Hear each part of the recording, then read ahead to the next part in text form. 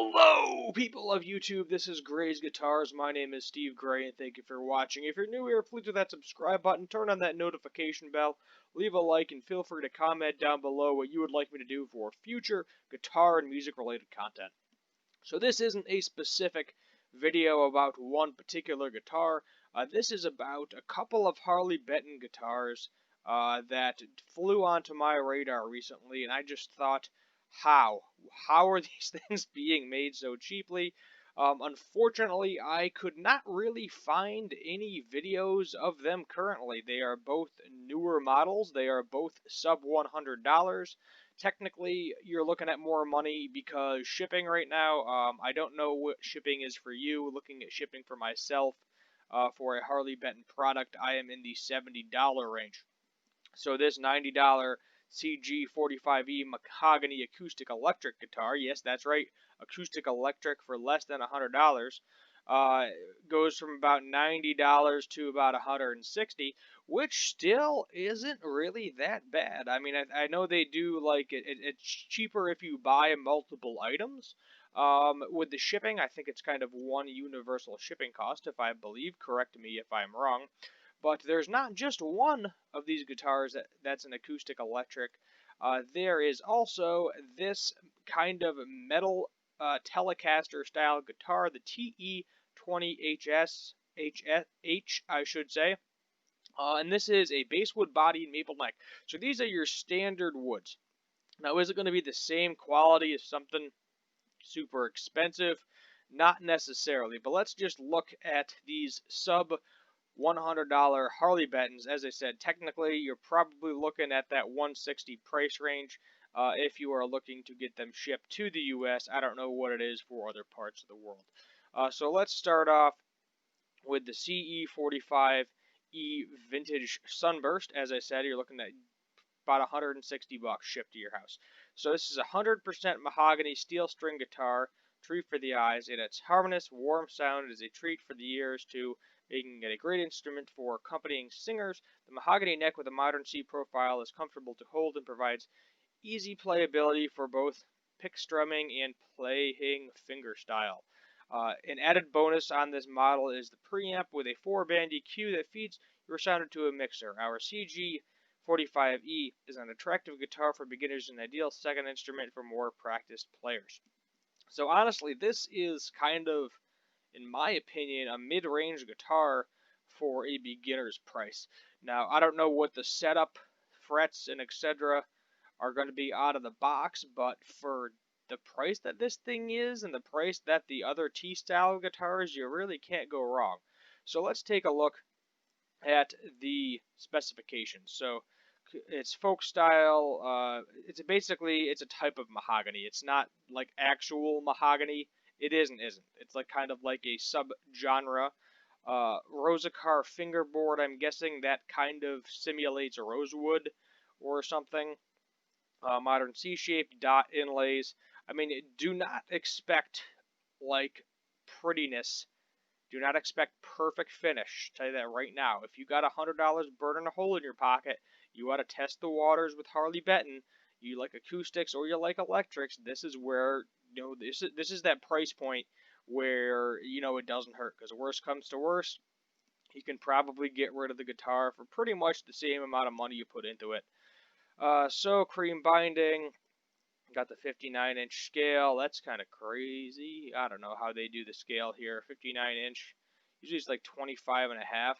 So I don't know where they're getting the scale length from. Yeah, they're nuts. Maybe this is in millimeters or something. 20 frets. Hex bracing. Gold die-cast tuners. Preamp. 10 to 47 strings. Yeah, vintage sunburst. 5 centimeter. Yada, yada, yada, yada. But let's see if we can get some better pictures of this. We'll go back here. There's not really too many good pictures of this at the moment. But let's see if we go to the Thomann. I bet you we can find some better pictures if we go to the actual website to purchase this guitar. Here you go. Let's just run through some of the images here. But let me tell you, and this is not a bolt-on acoustic, I mean, I don't know how great the tuners are going to be. Pardon my computer. It takes a couple of seconds here to refresh the image. Maybe. Wow, it's not having anything to do with right now. But I mean, it looks pretty solid. You know, as I said, for $100 or so, $150 around that price range, you can't really go wrong with this. Now let's take a look at this little metal guitar here. And a lot of people will say, oh, Telecasters aren't metal guitar, blah, blah, blah. Any guitar is a metal guitar with the right look, in the right construction, and the right pickups. And this definitely has the look. As of the construction and pickups, I have not been able to find this to hear this, but for $90, honestly, both of these guitars are something that I could buy right now and not even really have a second guess about it. But I mean, you know, I do wish they did a better heel joint there. That would be my only major complaint about this particular guitar. But we can bring up the specs on this as well. So we got your standard series basswood body, bolt-on maple neck. Same with that Rocher shirt or whatever the heck it is. Fretboard is probably some sort of similar to ebony or rosewood. They can dye it and make it whatever. 22 frets. Got the scale length there. This actually has a double action truss rod. That's pretty decent for a guitar of this price range. A lot of them are just single action truss rods. Humbucker configuration. No, one volume, one tone, standard telly, die-cast tuners, etc. Now it doesn't really specify what's going on here with the pickups. What I did notice is this doesn't even have Harley Benton's own brand of pickups in it. So this has the look, but I'm not sure if this is something that's going to have the sound. But basically, I'm probably just going to title this sub $100 Harley Benton guitars because this is just crazy. You know, it's what you're getting for the price. Like as I said, you know, I would probably at this point, with what these are, would choose this over a Squier starter pack for either the acoustic or this particular electric, because you know what the guitar wood is made out of. You know, it's not like a slab of plywood painted. You get those cheap $100 Squier starter packs. You're either going to get an okay guitar or you're going to get something so miserable you're not going to want to play it. And from what I've seen recently, no matter what the price range is, most of these guitars with maybe a little bit of a setup are very playable right out of the box. So, I mean, I expect the same thing from these. I hope they're putting the same amount of quality they are to their higher end stuff. You know, that the stuff that's into like the $400 to $500 range, the Fusion series with the stainless steel frets. I know, what is it? Somebody had a signature purple Les Paul style guitar. I'm forgetting their name off the top of my head, unfortunately, right now. But both of these guitars, like, wow, just the price point on these things is ridiculous. Ridiculous. I'm going to go ahead. Let's see if we can get a quick demo for you. I'm going to try to find it again right here on the video as we're doing this. I doubt I'm going to find anything about this particular guitar. Yeah, there's really nothing. Nobody's really got these right now. I did see a similar guitar that I believe it is Ice Tish Pie, if I'm saying his name correctly. I believe is he German? I think he's German. The bald German guy with glasses.